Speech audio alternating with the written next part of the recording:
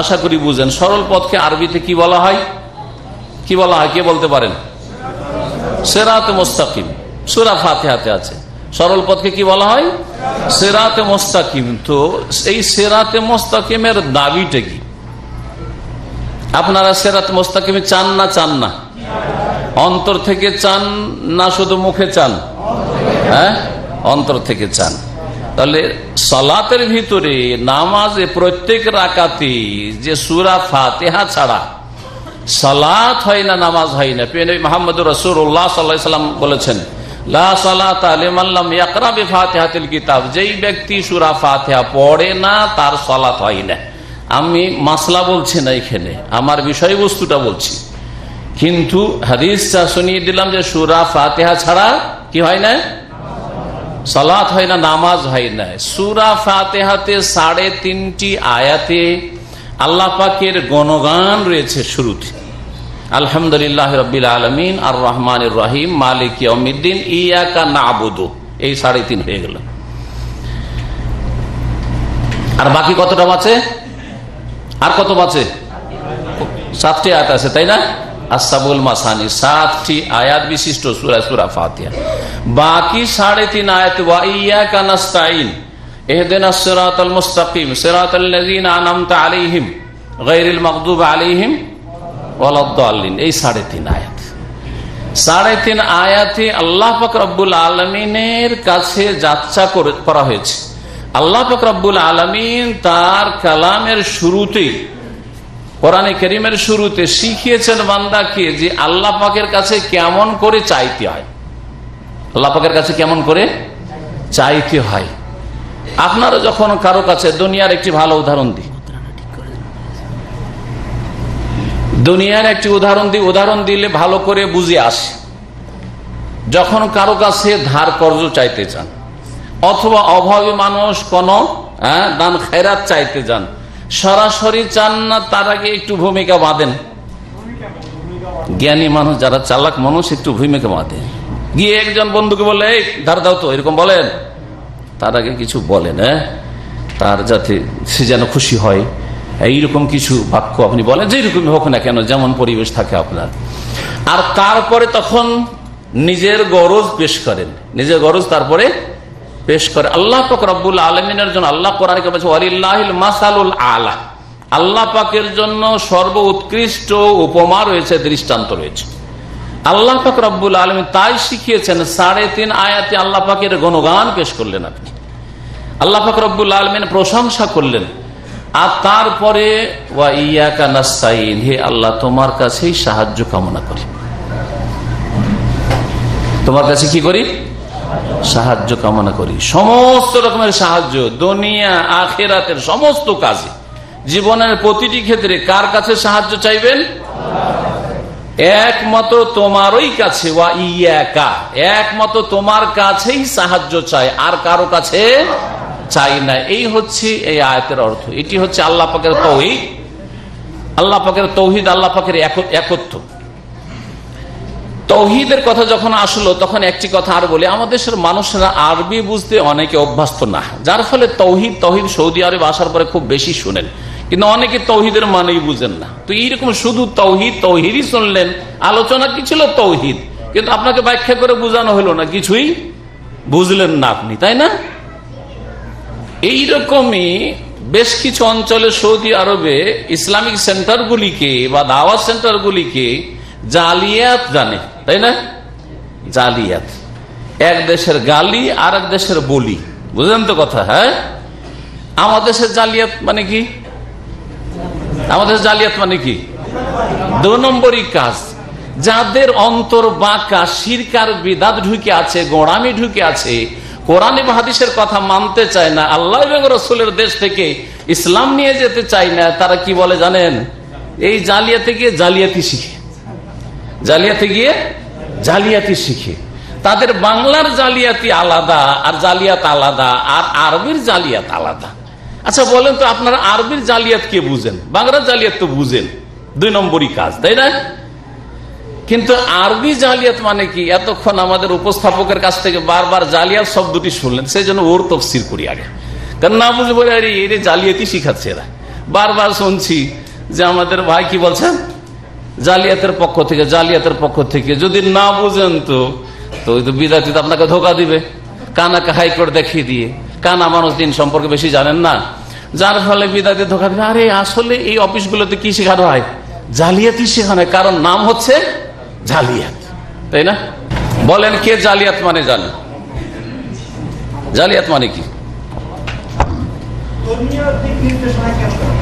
এত বড় একটা শব্দের অর্থ একটা হবে, একটা শব্দের অর্থ একটা হবে। ধর্মীয় দিক নির্দেশনা কেন্দ্র, তিনটা শব্দ হয়ে গেল বাংলায়। একটা শব্দের অর্থ একটা দিয়ে করে। হ্যাঁ, কোন ভাই জানেন না? মাদ্রাসা পড়া লোকেরা, ইসলামিক সেন্টার আসা লোকেরা যারা নিয়মিত ইসলামিক সেন্টার আসা, জালিয়াত জালিয়াত মানে বুঝা বলেন না বুঝা বলেন? কারা ইসলামিক সেন্টারের ছাত্র নিয়মিত? একটু হাত উঠান তো দিয়ে একজন। মাশাআল্লাহ। তো নিয়মিত ছাত্র বললেন, জালিয়াত মানে কি? হ্যাঁ, ধর্মীয় শিক্ষা কেন্দ্র, ধর্মীয় শিক্ষা কেন্দ্র। জি, তিনটা। হ্যাঁ, আমাদের সাথী সঙ্গে অনেকে দামন থেকে এসছে, জালিয়াত। হ্যাঁ, কি জালিয়াত মানে কি? দেখছেন তা আমাদের শিক্ষার কত প্রয়োজন রয়েছে। তারপরে মনে করি নামাজ রোজা করছে, আর শিখার কি প্রয়োজন আছে? হ্যাঁ, রাত দিন জালিয়াত জালিয়াত শুনছি, জালিয়াতের অর্থ বুঝি না। তাহলে তো কানা কাহাই করে থেকে ধোকা দিবি, জালিয়াতি শিখতে যাবি ওখানে। জালিয়াত মানে জালিয়াতি শিখতে যাচ্ছিস, জালিয়াতি করতে যাচ্ছিস। জালিয়া মানে হচ্ছে প্রবাসী, জালিয়া মানে প্রবাসী। প্রবাসী খুব সহজে বুঝেন, তাহলে এক কথা একটা শব্দের অর্থ একটা শব্দ দিয়ে, জালিয়াত মানে প্রবাসী। তাহলে আসলে ইসলামিক সেন্টারের নাম হচ্ছে মাকতাব তাওয়াতুল জালিয়াত, মাকতাব তাওয়াতুল জালিয়াত। আর ওর যদি বড় নাম ধরে আল মাকতাব তাআওয়ানি লিদাওয়াতি ওয়াল ইরশাদ ওয়া তাওয়াতুল জালিয়াত বিহাফরিল বাতিল, এটা হচ্ছে ফুল নাম। সংক্ষেপে বললাম মাকতাব তাওয়াতুল জালিয়াত, প্রবাসী দিক নির্দেশনা অফিস। না, মাকতাব মানে অফিস, তাওয়া মানে হচ্ছে হ্যাঁ গাইডেন্স, আর জালিয়াত মানে প্রবাসী।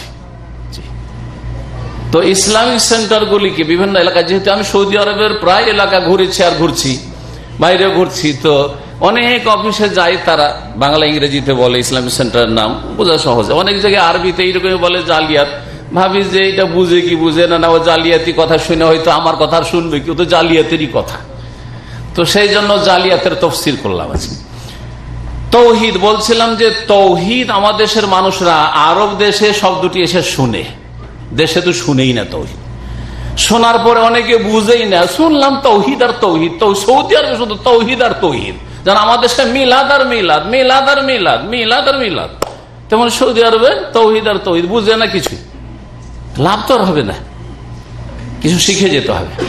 তৌহিদ মানে আল্লাহর একত্ব প্রতিষ্ঠা করা, আল্লাহর সত্তার ক্ষেত্রে, আল্লাহ পাকের গুণাবলীর ক্ষেত্রে, আল্লাহ পাক রব্বুল আলমিনের কাজের ক্ষেত্রে, যতগুলি কাজ রয়েছে আল্লাহ একক, আল্লাহ পাকের ইবাদত বندگির ক্ষেত্রে, রুকুর ক্ষেত্রে, সেজদার ক্ষেত্রে, দোয়ার ক্ষেত্রে, মান্নতের ক্ষেত্রে, চাওয়ার ক্ষেত্রে, ইয়াকা নাস্তাইন, একমাত্র তোমার কাছেই সাহায্য চাই। সাহায্য চাওয়ার ক্ষেত্রে একমাত্র কার কাছে সাহায্য চাইতে হবে? আল্লাহ পাকের কাছে সাহায্য চাইতে হবে। আসুন এবারে নবী মুহাম্মদ রাসূলুল্লাহ সাল্লাল্লাহু আলাইহি ওয়াসাল্লামের সহিহ মুসলিম হাদিস, ওয়াইজা সাআলতা ফাসআলিল্লাহ। আব্দুল্লাহ ইবনে আব্বাসকে শিখাচ্ছেন নবী করিম সাল্লাল্লাহু আলাইহি ওয়াসাল্লাম, যখন তুমি কোনো কিছু চাইবে, কোনো মানুষের কাছে চাইবে না, আশা করবে না, একমাত্র আল্লাহর কাছে চাইবে। বিশেষ করে অসাধারণ বিষয়ের ক্ষেত্রে, সাধারণ বিষয়ের ক্ষেত্রে মানুষের কাছে চাওয়া যায়। যেমন আপনার কাছে পানিটা চাইলাম, নিজে পানি না উঠিয়ে নিয়ে আপনার কাছে পানি চাইলাম, দিতে পারবেন, কারণ পানি এখানে আছে। কিন্তু এমন জায়গায় মরুভূমিতে পড়েছে যেখানে পানি নজরে আসে না। যদি কাউকে বলা হয় যে আমাকে পানির ব্যবস্থা করে দেন, এটা শিরক হবে না? হবে না? হবে না? পানি দেন আমাকে, এই ধারণা নিয়ে যে এ পানি গায়েব থেকে এনে দিতে পারবে। এইরকমই জীবিতর কাছে যদি বড় শিরক হয়, তাহলে মৃতর কাছে গিয়ে, যদি কবরে দাফনে আছে, মাজারে গিয়ে যদি বলে যে বাবা বাবার ছেলে দাও, বাবাকে আমার রোগ ভালো করে দাও, সাধারণ কাজ না অসাধারণ কাজ? অসাধারণ কাজ। তাহলে সেই ব্যক্তি আল্লাহর কাজ, আল্লাহর ইবাদত বন্দেগীতে শিরক করলো না, আল্লাহর ইবাদতও শিরক করলো। কারণ আল্লাহ পাক রব্বুল আলামিনের একটি ইবাদত হচ্ছে দোয়া করা। দোয়া কার হক? একমাত্র আল্লাহর হক। আর আল্লাহর একটি কাজ হচ্ছে ডাকে সাড়া দেওয়া। আল্লাহ রুবুবিয়ত শিরক করলো। যেই ব্যক্তি আল্লাহ ছাড়া কারো কাছে ছেলে চাইলো, জীবিত মৃতের কাছে কারো কাছে রোগের আরোগ্য চাইলো, সেই ব্যক্তি তাহলে বড় শিরক করলো। তার তৌহিদ নেই, তার একত্ব নেই। তাহলে তার ধর্ম হচ্ছে বহুত্ববাদের ধর্ম, ইসলাম নয় তার ধর্ম। যদিও সে 5 ওয়াক্ত নামাজ পড়ে, তাহাজ্জুদ পড়ে, কোনো কিছু কাজে আসবে না। হেজাব করে, পর্দা করে, কোনো কাজে আসবে না। তাওহীদ ওয়া ইয়াকা নাস্তাঈন। তারপরে ইহদিনাস সিরাতাল মুস্তাকিম। তারপরে দোয়া কি? আল্লাহ ইহদিনা, আমাদেরকে দেখাও, আস-সিরাতাল মুস্তাকিম। সিরাত মুস্তাকিম মানে সোজা পথ, মুস্তাকিম মানে সোজা। মুস্তাকিম মানে কায়েম মানে দাঁড়ানো, যে সোজা হয়ে দাঁড়ায় সোজা হয়ে থাকে, ওই কায়েম থেকে হচ্ছে মুস্তাকিম, সোজা পথ দেখা, যেটা জান্নাতের পথ, সোজা পথ, ডানেও না বামেও না, এদিকেও বাঁকা না ওইদিকেও বাঁকা না, সোজা পথ, জান্নাতের পথ আমাদেরকে দেখাও। ইহদিনাস সিরাতাল মুস্তাকিম। তো এই যে সিরাতে মুস্তাকিম, সরল পথের দোয়া আমরা আল্লাহ পাকের কাছে কতবার যে করেছি, আর কতবার যে আপনি করছেন বলতে পারবেন?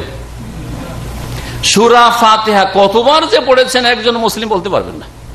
কারণ কত রাকাতে জিন্দেগিতে নামাজ পড়েছেন আপনি বলতে পারবেন না। কতবার আল্লাহর কাছে দোয়া করছেন। আসলে এই দোয়া অন্তর থেকে করছেন না শুধু মুখে এতবার সূরা ফাতিহা পড়া হইল, এটা দেখার বিষয় রয়েছে।